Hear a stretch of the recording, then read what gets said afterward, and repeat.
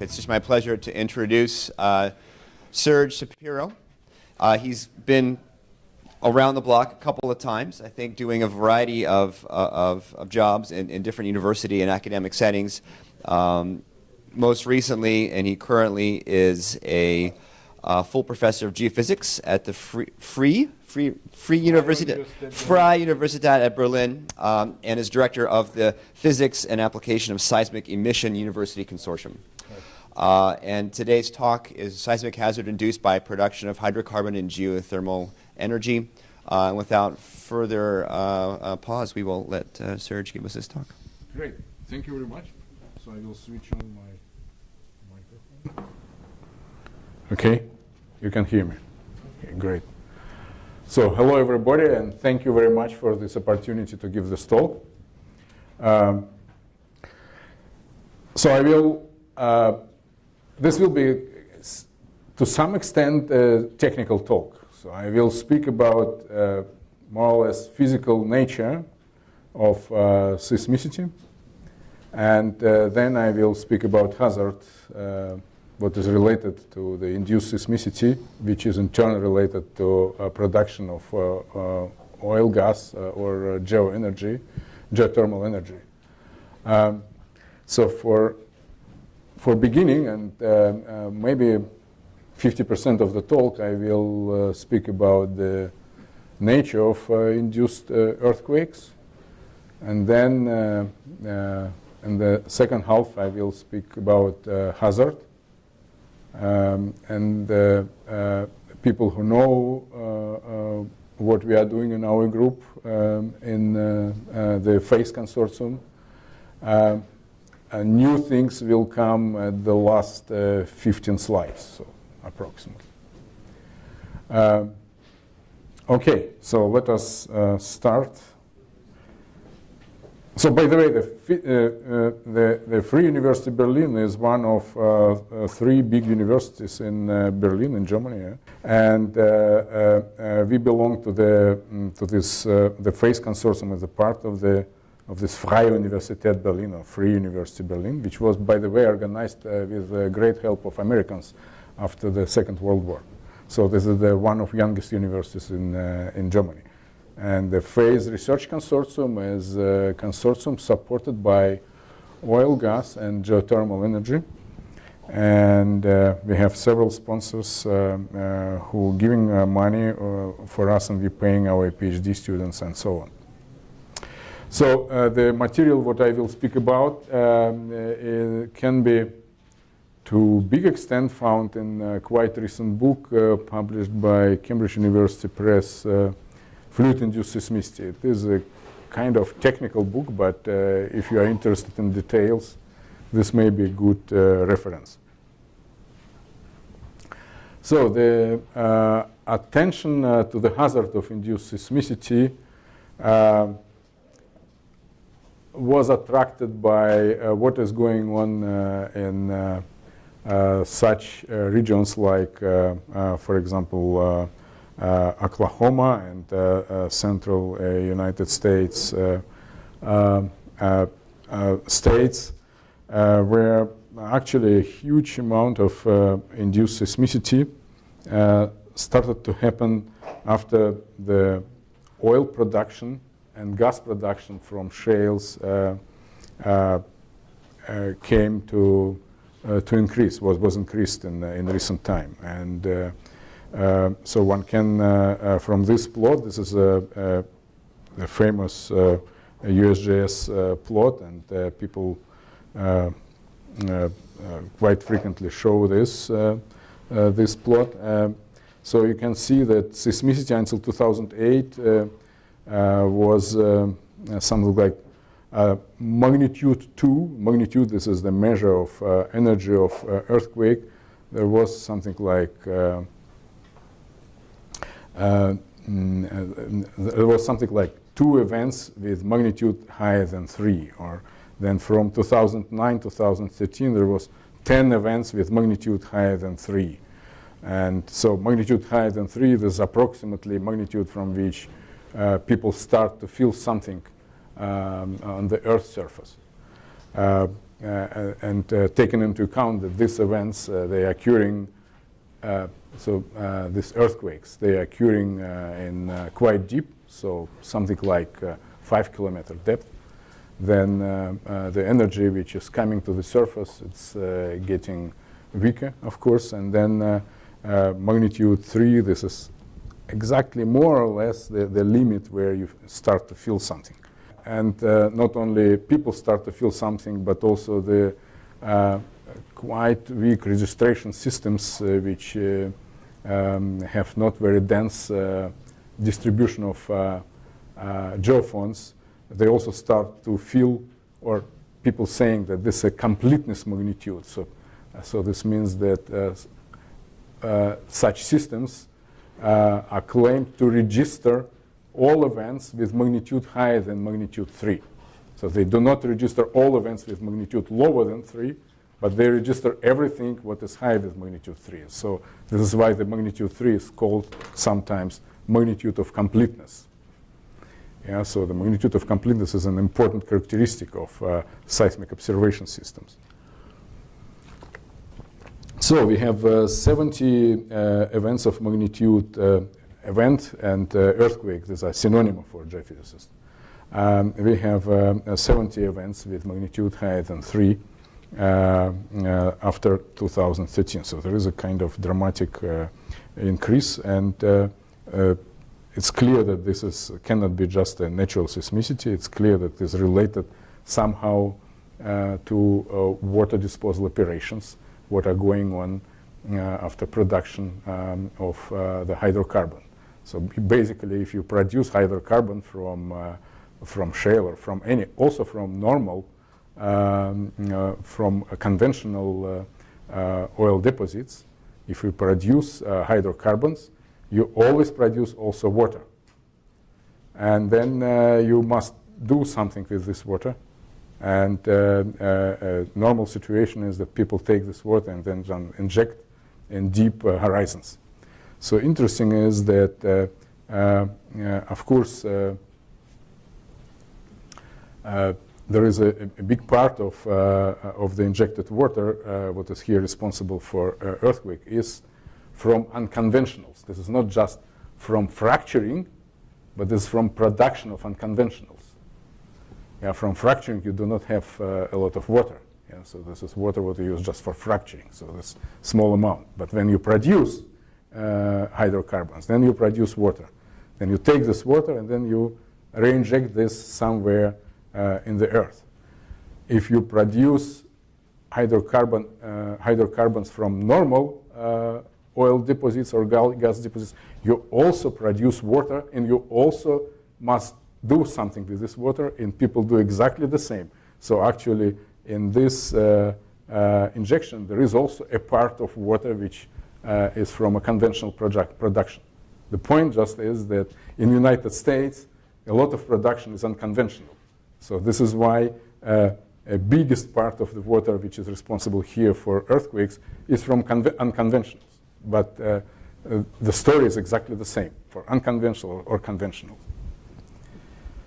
Okay, so fluid-induced earthquakes or production water-induced earthquakes, or just in general fluid operation-related earthquakes is a known thing. And for example, there are, if you consider different magnitude ranges between, for example, for magnitude range between 3 and 4. There are plenty of case studies where people observed induced earthquakes. For example, really by hydraulic fracturing operation or by gas production. This is a normal conventional gas production in Europe. For example, Groningen. I will speak significantly more about this case study. Or by enhanced geothermal system stimulation. So geothermal energy is one of say green energies resources, and we must know that this produces plenty of earthquakes, significantly more than her fracturing.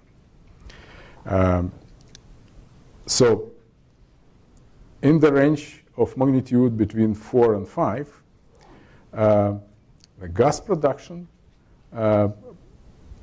can produce such earthquake. It was observed.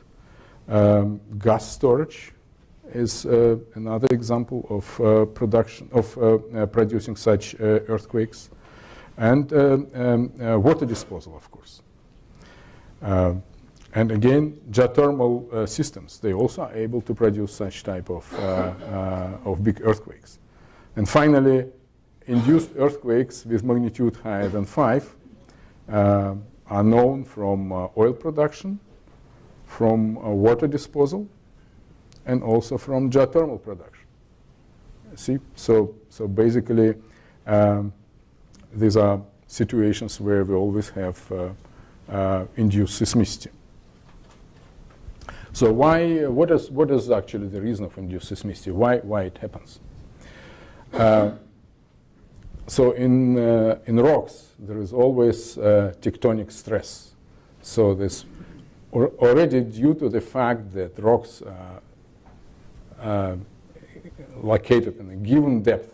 So if we consider a location in, say, in 5-kilometer depth, then already due to the fact that you have rocks which are just due to their gravitation produce a vertical stress on this rock, then you have vertical stress, but you also have horizontal stress components, because rock cannot be deformed infinitely. You always have a limit of deformation. And basically the strain in the depth is, lateral strain is very constrained, is limited. So lateral deformations. And then you have horizontal stresses. So you have tectonic stresses in your rock, already due to gravitation. But there are also tectonic forces due to, for example, such phenomena like subduction or plate tectonic and mountain building and so on and so on. So there are plenty of various geological phenomena which are responsible for variations in tectonic stress. So we have stress in the rock, and in some of locations this stress is close to a critical one. In which respect?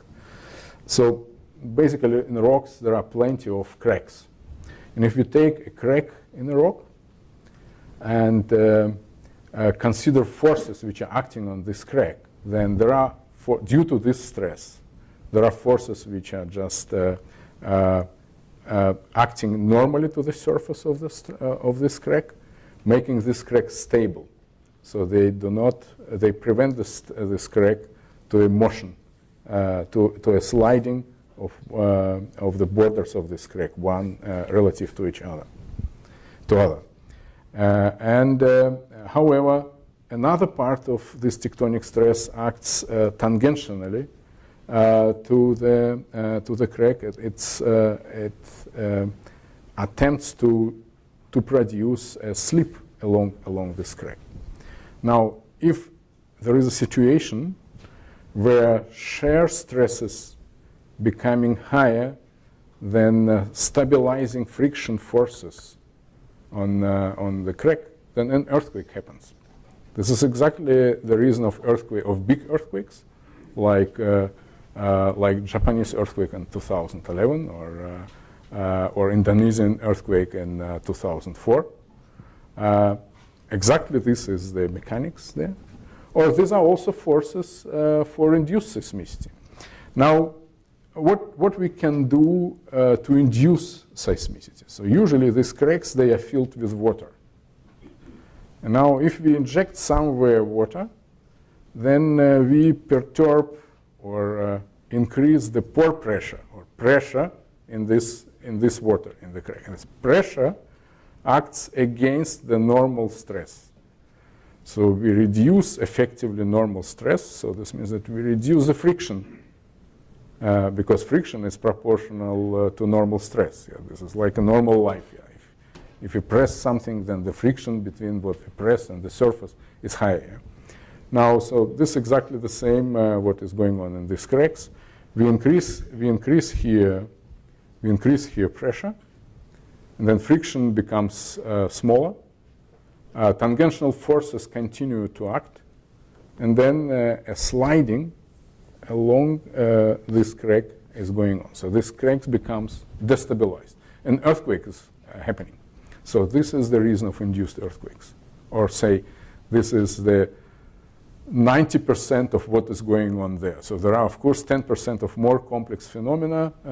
So there are other thermal perturbation or perturbation of elastic stresses, of perturbation of this normal and shear stresses, what we sometimes create due to some coupling effects what are going on in the medium. But basically this is the main philosophy, what is going on. So we can formulate this in the following just sentences. In some locations, the state of elastic stress is nearly critical. So this means that this balance between friction and tangential forces is very, very tiny. And then the seismicity triggering process is a dynamic perturbation of the stress state. This can happen due to pore pressure perturbation, or we call this pressure diffusion in the rock, or for example by hydrofracking, which changes stresses, tectonic stresses in the rock. So this is the reason of earthquakes. Now, why in some locations we have a critical state, and in some locations we don't have critical state?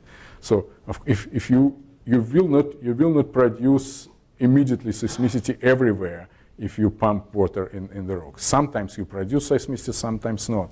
What is the reason of this? The reason of this is the fact that rocks are very heterogeneous by their elastic properties.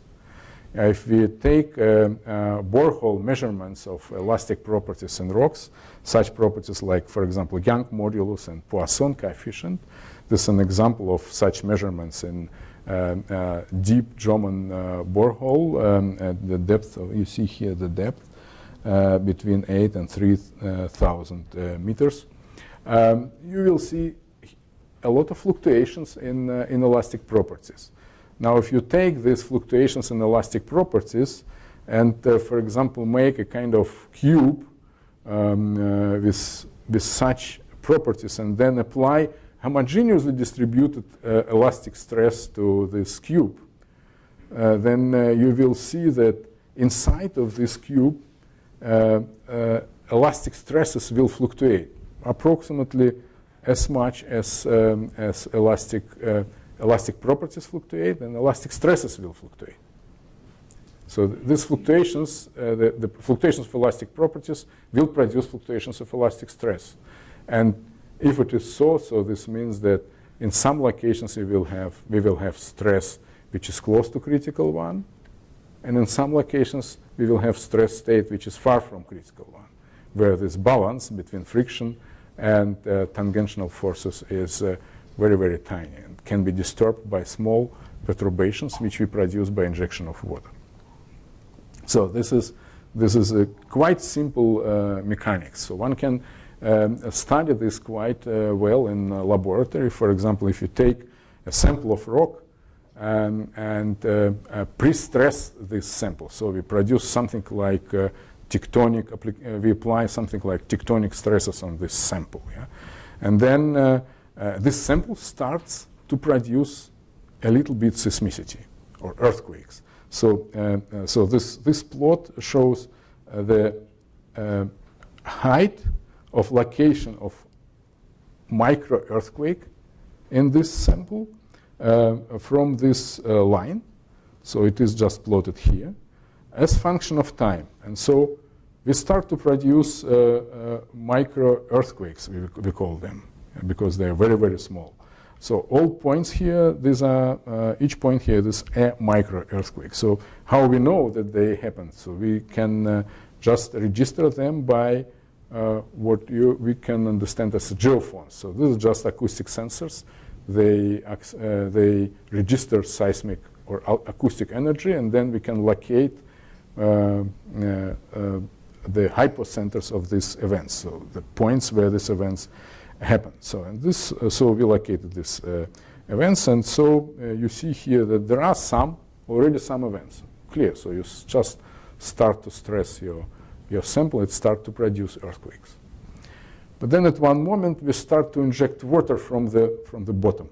So we put water in this sample. And then from this moment, just a burst of microseismic events occurs. So you see here, these are all these points. There's this huge amount of earthquakes is going on in this sample. What is the reason of this? This is exactly the perturbation of the pore pressure. We reduce the normal stress in critical locations in the sample, and then we produce earthquakes. So exactly these mechanics what I spoke about previously.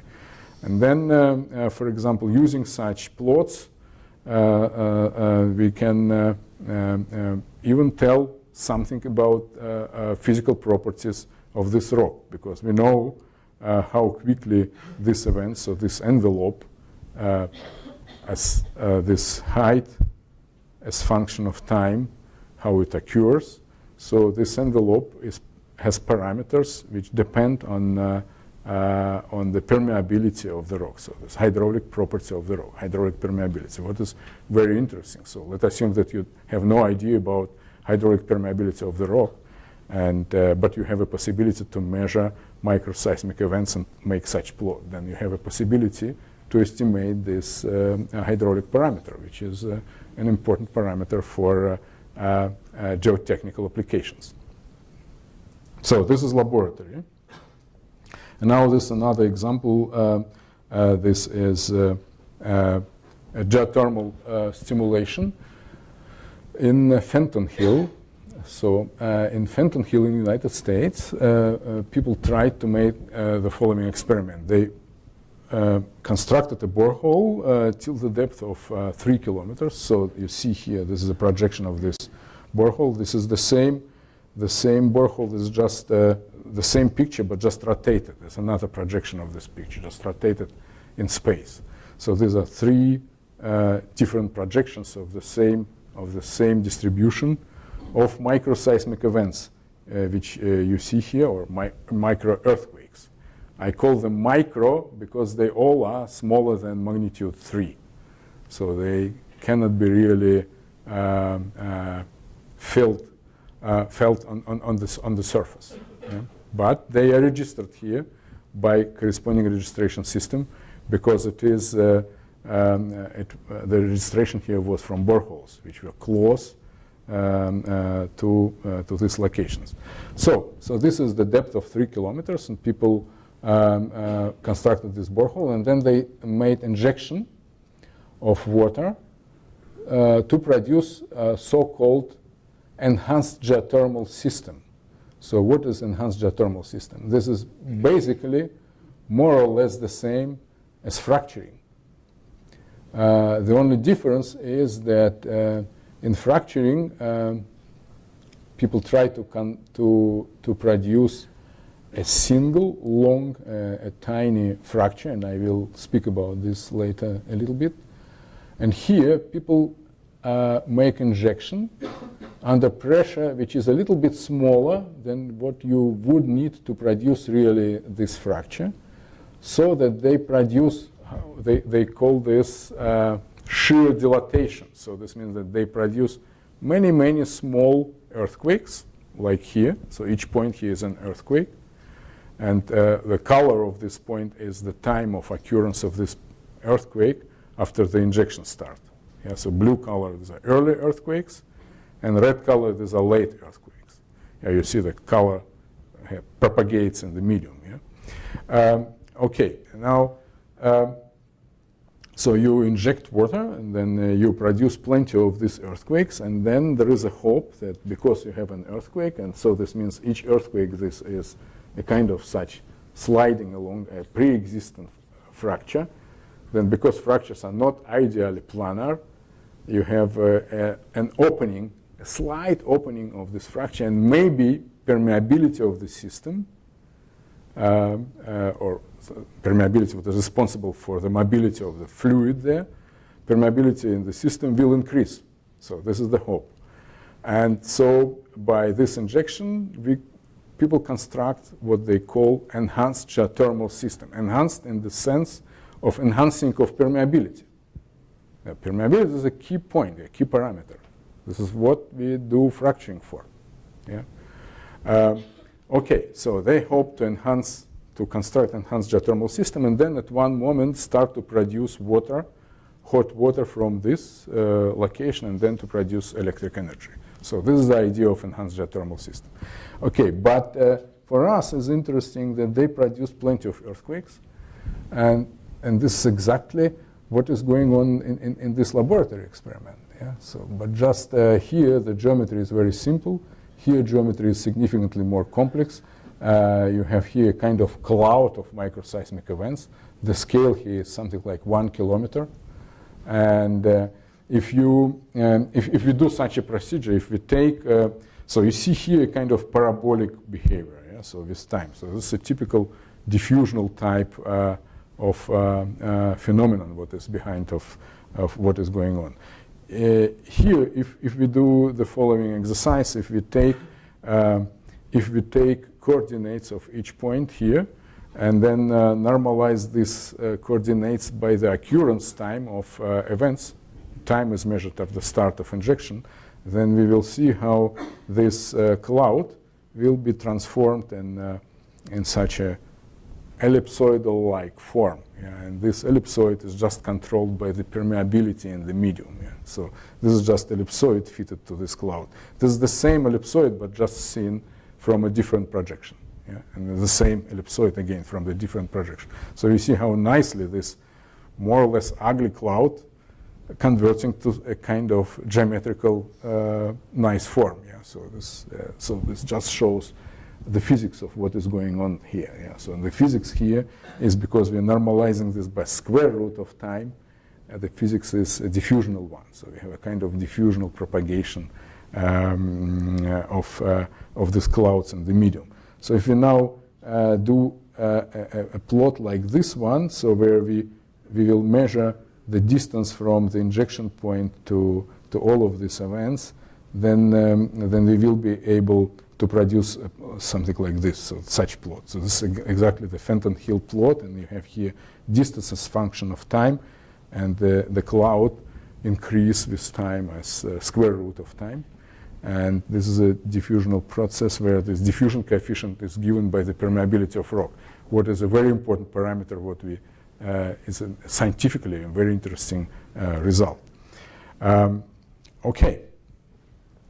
So hydraulic fracturing is something different. So usually what people doing in this case, this is a map view on hydraulic fracturing on a microseismic cloud, which was which was produced by hydraulic fracturing. So the situation is following. Basically, we have a borehole, and then we inject water from this borehole into the formation, exactly like in geothermal systems. But we inject this under the pressure, which is higher than minimum horizontal stress, horizontal tectonic stress.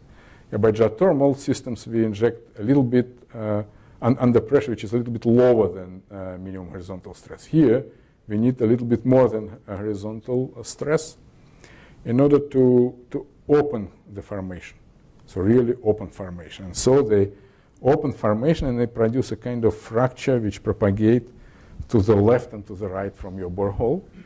So this is like here, you see here, this is a map view, and this is just schematically put it here, so I just put it here schematically, this fracture. So the thickness of this fracture, so this dimension, is something like 1 centimeter, or maybe 0.5 centimeters or 5 millimeters is also possible. And then what they also do, firstly they inject water to open the fracture, and then at one moment they put into this fracture propant. So this is a kind of sand, or sometimes artificial propant. This is done for keeping this fracture open. Yeah, so in one good moment, I will stop to inject, and I will want to produce. And then the fracture will do just like this, so it will be closed. Yeah, but to prevent this, they put the propant. Yeah. Okay. By injection and producing the hydraulic fracture, they produce microseismic events, and you see here this cloud of microseismic events. And this is a real example from another case study. These are 3 hydraulic fractures. You see here, this is a horizontal borehole. And these are 3 hydraulic fractures. These are 3 perforation points. You see here microseismic events which are horizontally going in this direction. The scale here this is approximately 800 meters half length. It's a huge hydraulic fracture. Usually its height, the height of hydraulic fracture is something like from 10 till maybe 100 feet, or sometimes 50 meters. The length can be several hundred meters, so 400 meters, sometimes 800 meters. Here, for example, this was a kind of 300 meters you see here.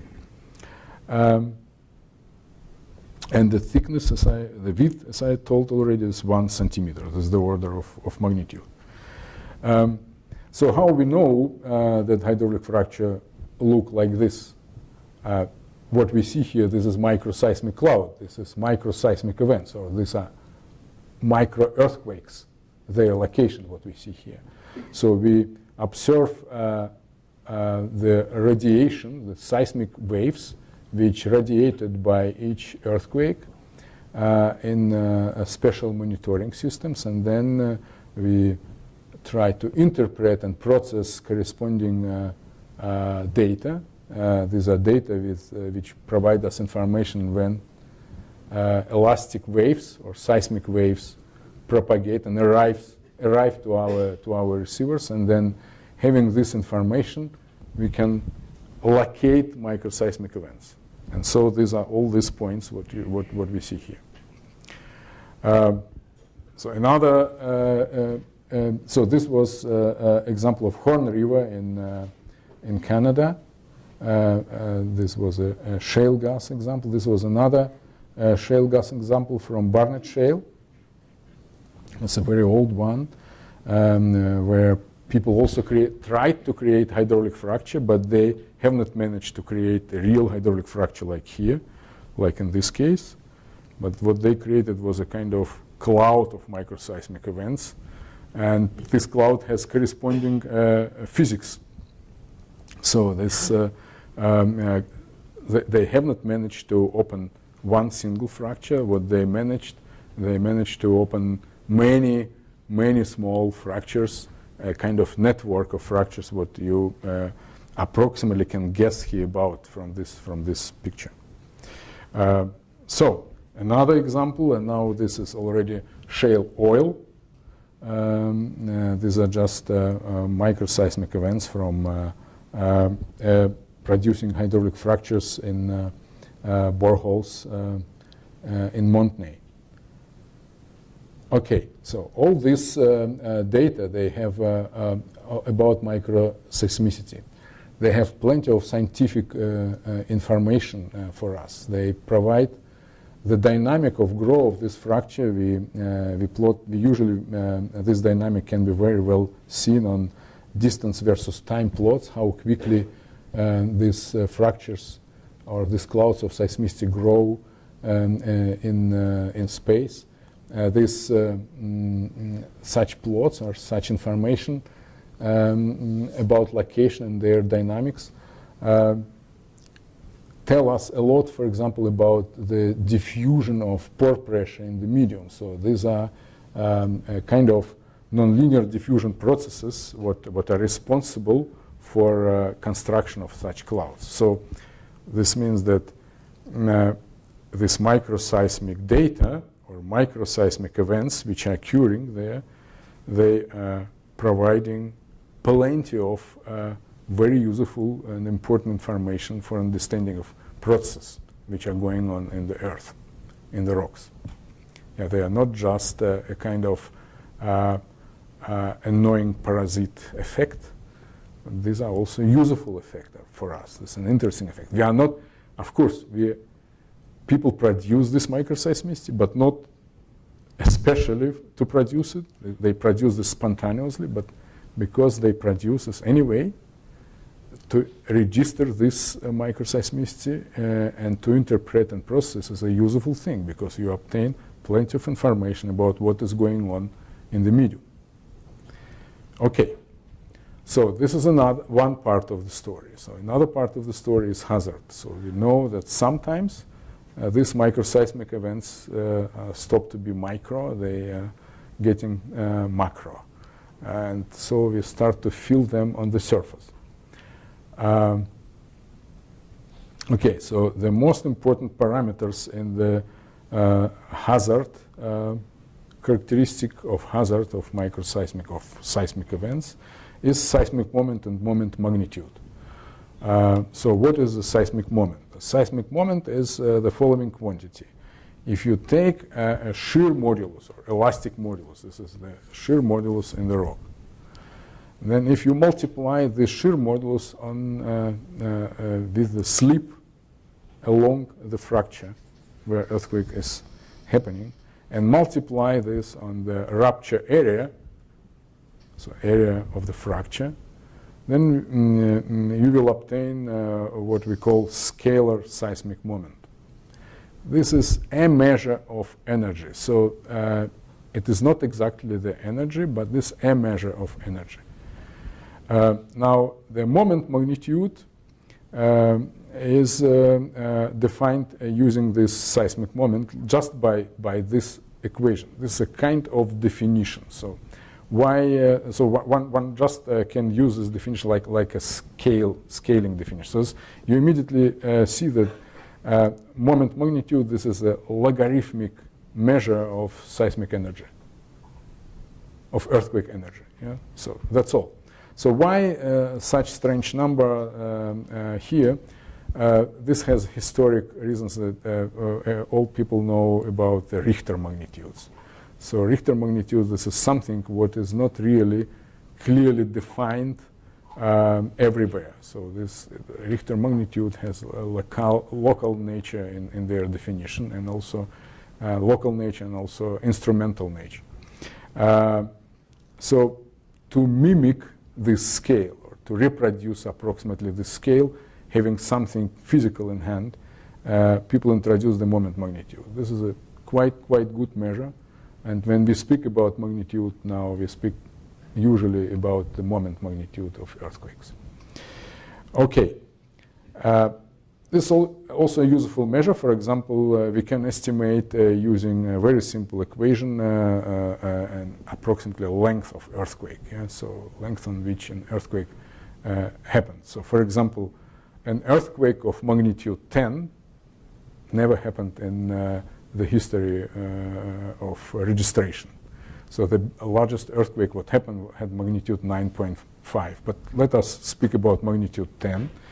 If you put here magnitude 10, then divided by 2, this is 5, plus 1, this is 6. This is in meters, so this is 1,000 kilometers. This is the length. So usually the length of this corresponding fault should be more, because usually what this equation is for circular rupture surfaces. Usually they are not circular, they are ellipsoidal. So magnitude 10 I would think that would correspond to 3,000 kilometers, and it would be huge, of course, a catastrophe of a global nature. But okay, magnitude 8 is also not a small earthquake. So magnitude 8 have here 4, here plus 1, 5, and we have 100 kilometers. And in reality, these are usually 300 kilometers. This is the length of the magnitude 8. Yeah.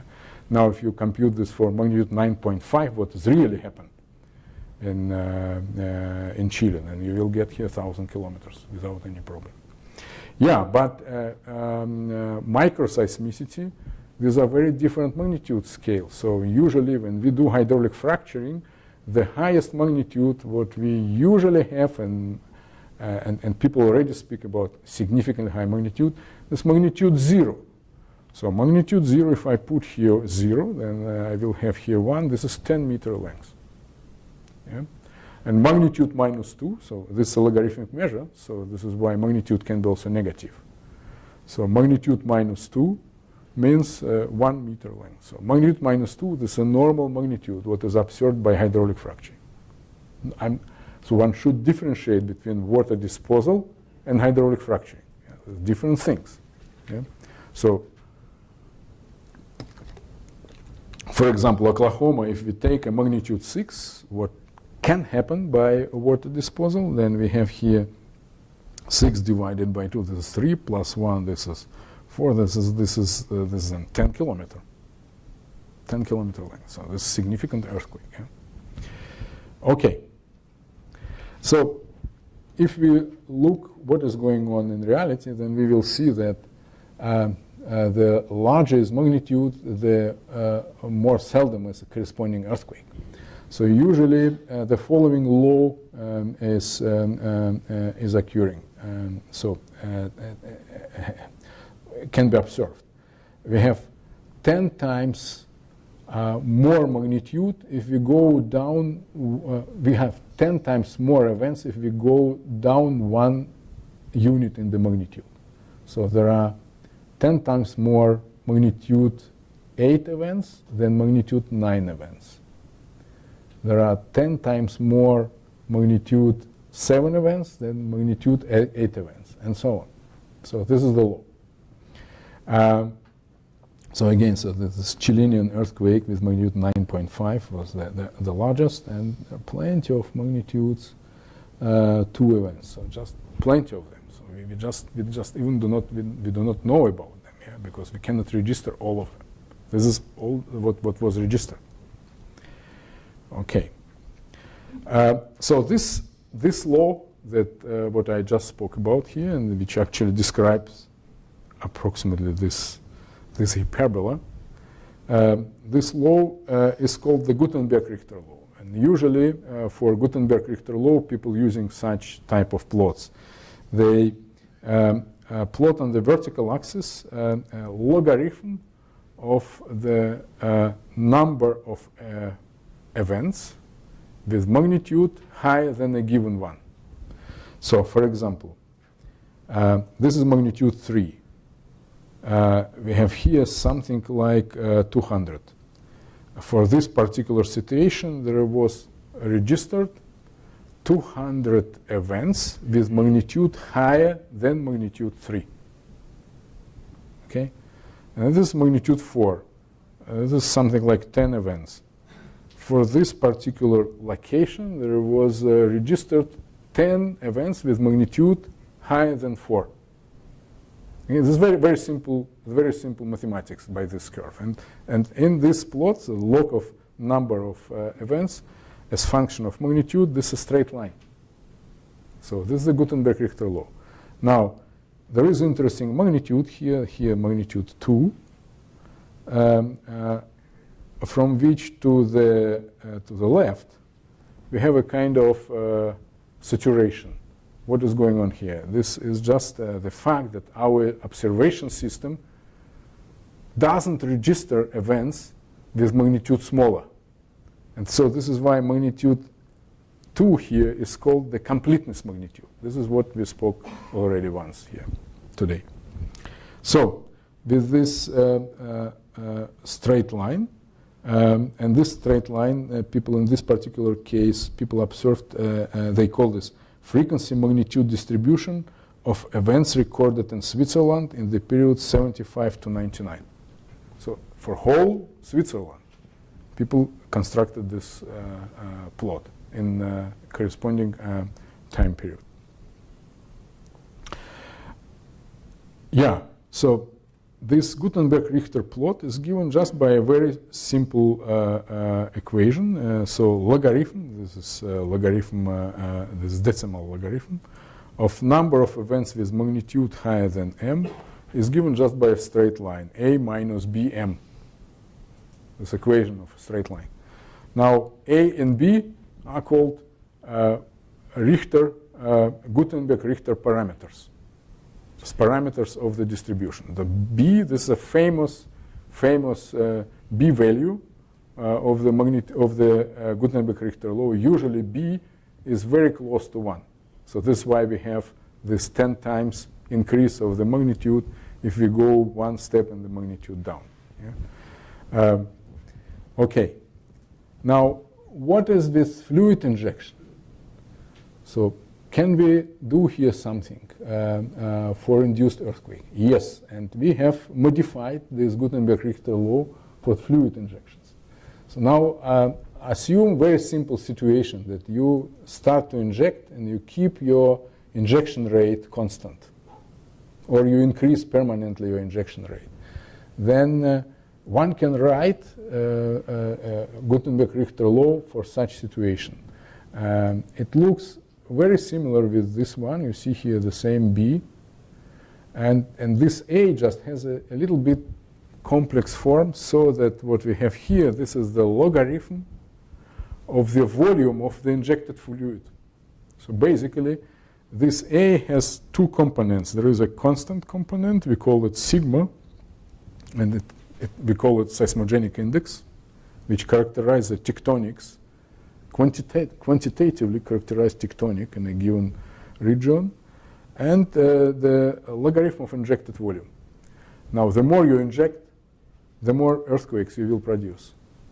And so one can derive this equation from consideration of the pore pressure distribution in the earth if you inject water. So this is actually a result of mass conservation law, basically. So, and if you take this equation, for example, and apply this, for example, for Basel. So this is a geothermal system in Basel. Where there was a famous geothermal system which actually produced microseismic events of magnitude 3.6. This is already a significant one. Yeah? You can see here that this blue line, this is the injected fluid volume, and this red line, this is number of produced earthquakes with magnitude higher than 0.5. This was the completeness magnitude in this particular case. And you see the two curves are nearly coinciding. Yeah? So they are in a very well agreement. And here they just stopped injection this time. And then these two curves, they went down.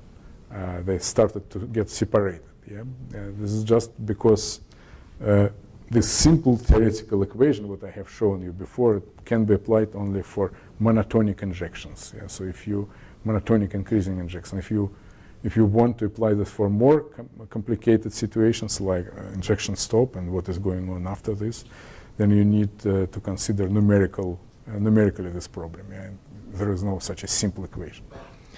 Yeah, and this seismogenic index is a parameter of this equation, and one can compute this seismogenic index just from observed seismicity. If you go in different locations, make such a small experiment, inject a little bit of water, and then observe your seismicity, you can you know then these parameters, and you know these parameters. You also know what you have injected. Then you can compute the seismogenic index. And then you can compare location to location, how they are different. It's clear that the higher seismogenic index is, the more seismicity will produce with the same volume of the fluid, of the injected fluid. And so the highest here, what we have seen, this was Basel geothermal system. So something up until -4, this all was geothermal systems. And what was below the -4, this was hydraulic fracturing. So what is the reason for this? So this means that hydraulic fracturing is significantly less seismically active than geothermal system. The reason of this is the fact that when people want to produce geothermal energy, they go for high temperatures. So this means that they go to regions where they have hot rocks. And hot rocks, these are tectonically active regions. So this means per definition, they have to work under risk, and they produce more earthquakes. When we do hydraulic fracturing, we do this in sediments. And sediments, they are not seismically active at all. Yeah. So, and this is logarithmic scale. It's really huge difference. Yeah. Okay, but problematic is with this Gutenberg Richter law is the following. If you take this Gutenberg Richter law and start to make predictions, then, for example, for the same Basel, what we see here, so the solid lines, these are observed number of observed earthquake with a given magnitude, this time. So this is the time scale, and this is the number of observed earthquakes. So, and then the solid line, for example, here, this the brown one, shows how the number of magnitude higher than 0.5 increased with time. And here, how magnitudes higher than 1 increased with time. And this is magnitudes higher than 1.5. And these are magnitude higher than 2. And our predictions are dashed lines. And one can see that predictions working very well for small magnitudes, and they stop to provide correct information for big magnitudes. And because the Gutenberg Richter equation is designed for infinite medium. And the geothermal systems or hydraulic fracturing or any systems where we work with induced earthquakes, they have finite geometry. They have finite scale. And this finite scale is not taken into account by this Gutenberg Richter idea. Yeah? So what one must take into account that if we stimulate the finite volume, then we must think about how actually the rupture surface, what is responsible for a given earthquake, how it must be, what kind of relation it must have with the volume, with this volume what we perturb. And what one can show is the following, that theoretically one can construct following curves. So this is the magnitude, this is a Gutenberg Richter plot. This is a number of events with magnitude higher than a given one. These are magnitudes. So the straight line here, this is the Gutenberg Richter law, what is observed, for example, in Switzerland. Yeah? Switzerland is infinitely large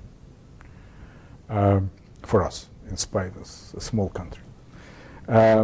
Okay, so however, there are, if we work with a finite volume, then there are two possibilities. Either rupture surface must sit completely inside this volume, then Gutenberg Richter law will be modified like this, and we call this the lower bound of magnitude distribution. Another possibility is if you have a finite volume, and this is your finite volume, and if a rupture surface is just sufficient to touch it and then to go out, then we will obtain a kind of what we call upper bound of magnitude statistics. And interesting is that the induced seismicity follow the lower bound.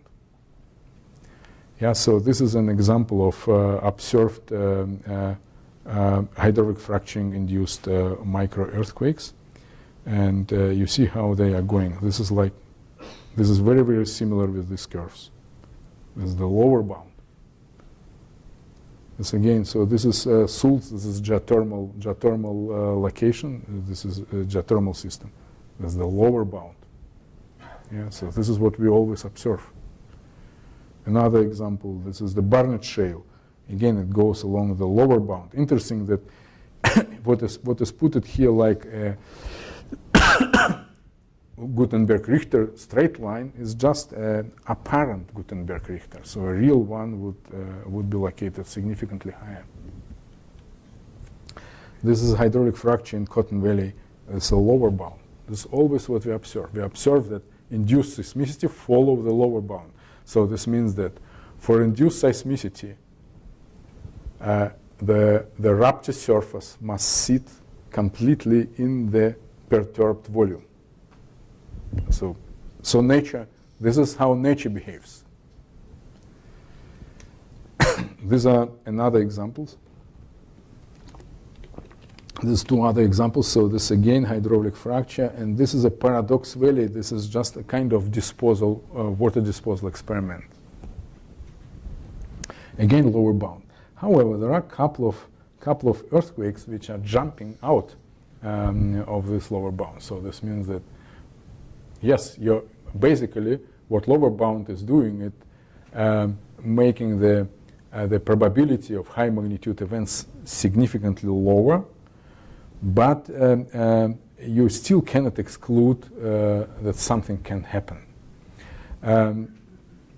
We think sometimes we call such event triggered events.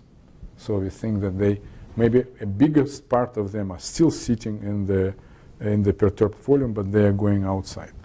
But we have now more reasons to think that these are just these events which are just a little bit jumping out, that these are badly oriented events, so that they are sitting in the perturbed volume along its longest axis.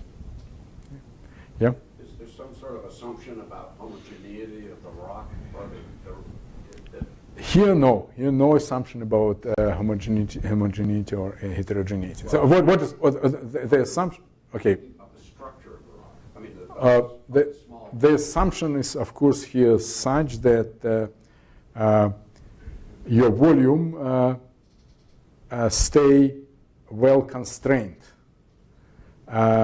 Assumption is that if you start to if you make your stimulation, that the volume is growing like, say, ellipsoid and not jumping outside. Yeah. So this is the assumption. So, but I will speak about this just in a couple of minutes. Okay, so this physics provide a possibility basically to estimate the maximum expected induced magnitude. So it's very, very simple equation. So if you put these magnitudes on such a scale, then the horizontal scale is very interesting. The horizontal scale is the logarithm of the minimum principal scale of your stimulated volume. So this means that if you consider your stimulated volume like such an ellipsoid, then this is the L minimum, or this is the L minimum. This controls your maximum magnitude, basically. Just because of very simple mathematics, what is going on here. And so, for example, if we use this equation to estimate what can happen, then if we go, for example, to geothermal systems like Fenton Hill, then the L minimum there is, say, of the order of 300 meters. So if you take here 300 meters, then square it, then we will obtain then 10 power 5. Yeah, 300 squared is approximately 10 power 5. And then this means that this logarithm produces you 5 minus 1. The magnitude is 4. This is the highest what you can expect in this in such an experiment. If you go to hydraulic fracture, and if you produce one hydraulic fracture, so this L minimum is something like 10 meters. So if you use here 10 meters, then this is 1, 2 times, that's the highest magnitude what you can expect is something like magnitude 1 by hydraulic fracture. Now, if you do many hydraulic fractures, this is what people doing in shale. Yeah, so when they have a horizontal lateral borehole, and then they produce the many stages of hydraulic fractures, just plenty of them. Then your L minimum is actually the height of the characteristic height of your hydraulic fracture, say 100 meters. This is the maximum, yeah. So what we can expect usually. So if you take here 100 meters, then we will have here 2. The magnitude 3 will be what we can as maximum expected magnitude there. Yeah. Or if we go, for example, again to Oklahoma and take here SL minimum, this is 1 kilometer, so it's a kind of layer where we perturb the situation. Then we have here then 3, this is then 6, this is magnitude 5, this is for 1 kilometer. If you have 3 kilometers, then you will immediately obtain magnitude 6. Yeah? So this is the mechanics, how this works. Okay, another interesting story is production of gas. So we spoke until now about unconventionals.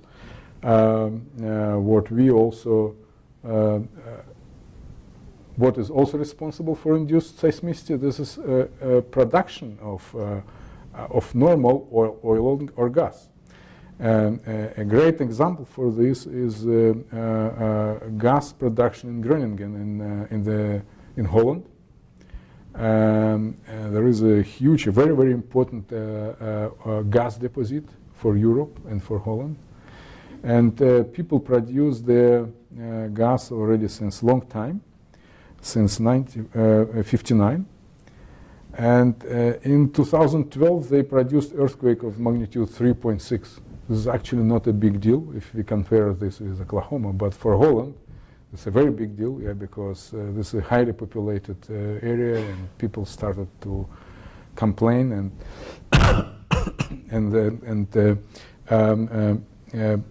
Shell and Exxon they operate this field together. They now have to take some actions. They did something, and I will tell also about this. Yeah. So these are earthquakes that were produced in this area in the period from 93, and this is the seismicity rate. And if we take the production volume and the logarithm number of events, then we will see that they are very, very well correlated, and we can basically apply very similar equation to predict or to describe what is going on here and to predict what will be, like we did this for injections. Yeah? And this is something like, again, Seismogenic Index, but for production. And this is the volume, logarithm of produced volume. And this is a famous B value times magnitude. So this is the same story. And it's quite well, this equation quite well describes what is going on. There is here another interesting part of the story that the red, what you see here, like red points, these are production boreholes. And pluses, this is seismicity. And interesting is that seismicity is shifted to the northwest from production boreholes. Why it is so? There is a very simple reason for this. If we consider the thickness of the reservoir from which they produce gas, then we will see that the thickness gets higher, the reservoir gets thicker in this direction. The thicker the reservoir, the higher is L minimum. Do you remember this equation?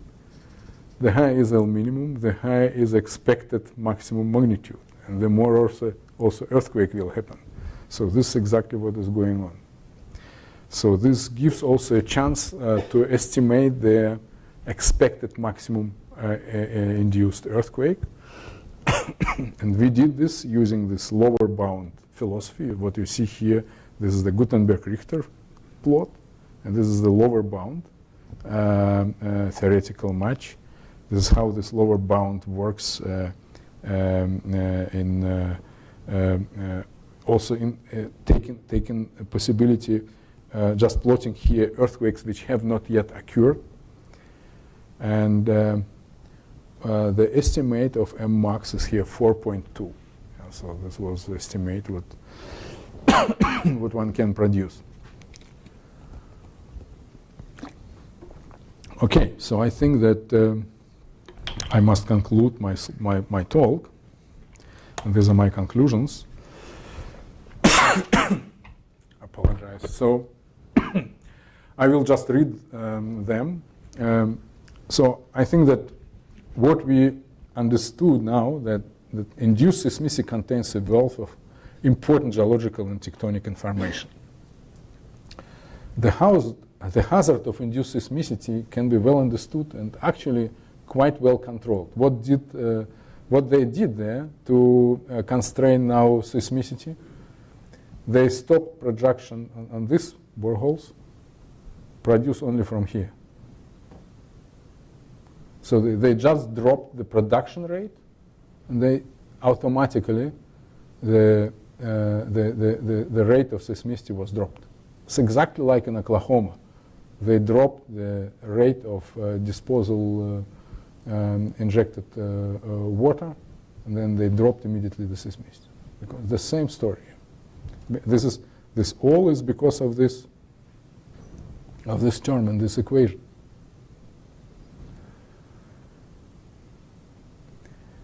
So it is a function of the injected extracted fluid masses and of the seismogenic index. Geometry of affected rock volumes impacts statistics of induced earthquakes. The minimum principal axis of these volumes and stress drop control maximum magnitude. The role of the geometry implies lower and upper bounds of magnitude probability. Induced seismicity tends to follow the lower bound. This helps to potentially distinguish between induced and triggered and also artificial and natural events, because natural events, they will jump significantly from the lower bound. Estimates of induced maximum magnitude is possible. And what is very, very important, that high quality monitoring of seismic activity is very, very important. Yeah? I spoke here about this L minimum. So this means that the 3D locations of events, including their good depth resolution, is very, very important. Yeah, so this is my conclusions. Okay. Thank you.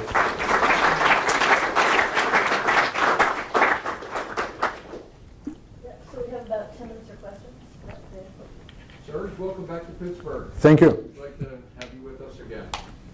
Your talk had a pretty limited amount of geology in it, actually. Yeah. Geophysicists are known for avoiding geology sometimes. Yeah. We are happy to avoid geology. Granger asked you a question that you've got in some geology. Your correlative equations that you showed us, empirical equations relating the frequency of occurrence in a particular region, frequency of occurrence of seismic events in a particular region, to volume injected, yes. say, that requires development of empirical knowledge for a particular reservoir over a period of time. From what we've learned from reservoirs that have been studied and characterized in the way you described, are we able to go to an area where production has not been done, and with some knowledge of geology, the type of rock, the thickness of the rock, the kind, you were getting at that in the example you gave at the end here.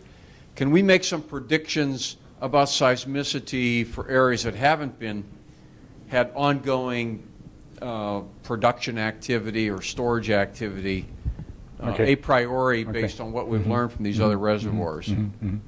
Okay, so this is a very good question, and basically this equation is not just simple correlative. So this equation is based on a very simple assumption that your probability of earthquake is proportional to the probability of the pore pressure perturbation, and this is quite well based assumption. Now, as soon as you assume this, then all others you derive. So this is just a result of mass conservation, nothing else.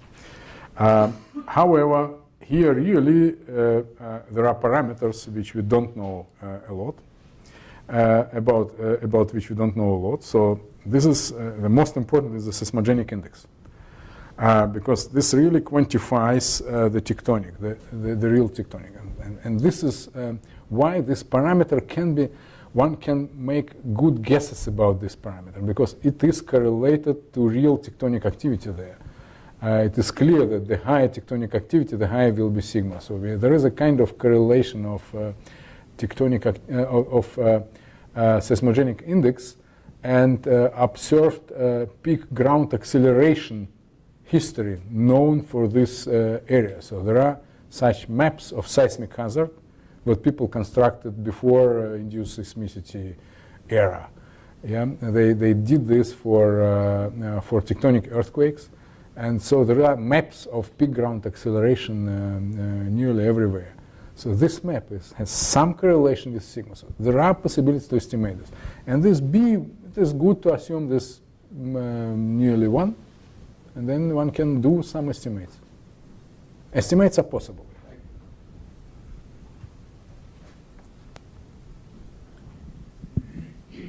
I want to understand a little better the difference between induction and triggering. I mean, I presume that triggering entails some kind of a larger structure. I mean, if I understood the talk correctly, in order to get substantial energy, I have to involve a fairly large area of slippage. Correct.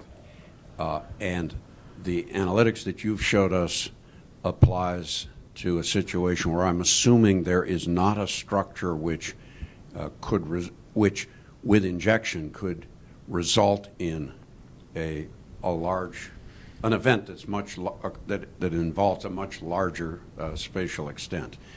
And for that, presumably, one does need to know something about the geological structures. Yeah. I mean, whether there are faults or other things that. Yeah. Am I understanding correctly? Yeah, this is absolutely correct understanding. So basically, there is no really clear separation in this terminology, induced and triggered. Yeah, so you can find in literature various terminological applications. So I personally and some people who follow our philosophy, so we call such events like induced, which are sitting inside. Yeah, so let's assume that this is your stimulated volume. Such events are induced, and such events are triggered, which is touching, a little bit having something to do. So again, or just in this simple situation, this is induced, and this is triggered. Oh, yeah, exactly. This is induced, and this is triggered. Yeah, okay. So now if we go to what is going on in reality, then look at this example. So this is a hydraulic fracture in Cotton Valley. So these are all events. The majority follow this lower bound. So this means that all of them are really induced. So there are 1 plus 2. There are 3 which are jumping out. Okay.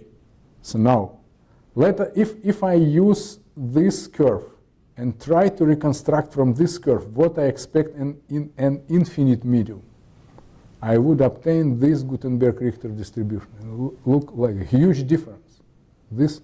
And even these ones which are jumping out, maybe what we would call triggered, they are not reaching this line, yeah? And that's an infinite medium with the same structural characteristics. Correct. Yeah. Correct. With the same seismogenic index, let us call it. Yeah? Yeah? And so this means that even if they are triggered, they have a lot to do with, so their biggest part still sitting inside of the perturbator. So the medium is stable. The nature is significantly more stable than we expect. One more question. Is there a general trend of the slip in these areas? I mean, there's a maximum horizontal stress direction in every area, of course. So I'm wondering if there's a certain geologic situation where maybe you get these triggered events related to naturally pre-existing discontinuities in the rocks, which maybe are pressured up, et cetera, and then they slip. I would think that the slip would be more likely to occur in the direction of, say, if you were within a certain orientation of SH max. But is that right or not? So basically slip, so there is even such an assumption what is quite common, that slip is going along the shear stress on the pre-existed surface, on the pre-existed discontinuity. And all these events, induced events, they are on the pre-existing cracks, on the pre-existing surfaces. Okay. There are plenty of them in the rocks. I guess what I'm asking is there a certain, say, orientation of a pre-existing discontinuity in the rocks, and the orientation of that with respect to SHMAC? Okay. That might be more inclined to. Okay. So basically, the most critical cracks, they have a given orientation to the maximum stress. So, stress has three. So basically, stress is a tensor. This is a matrix 3 times 3, and it has 3 principal components. And usually, the maximum one is a vertical one. There are situations the maximum one is one of horizontal ones. Let us speak just about the maximum one. And usually the critical cracks, they are oriented under angle of approximately 30 degrees to the maximum stress. This is just due to the fact that this angle is given by the friction coefficient. And this 30 degree is given by the friction coefficient of the order of 0.7. What usually people claim is correct for rocks. But, and this is what we usually observe, yeah, so this 30 degree.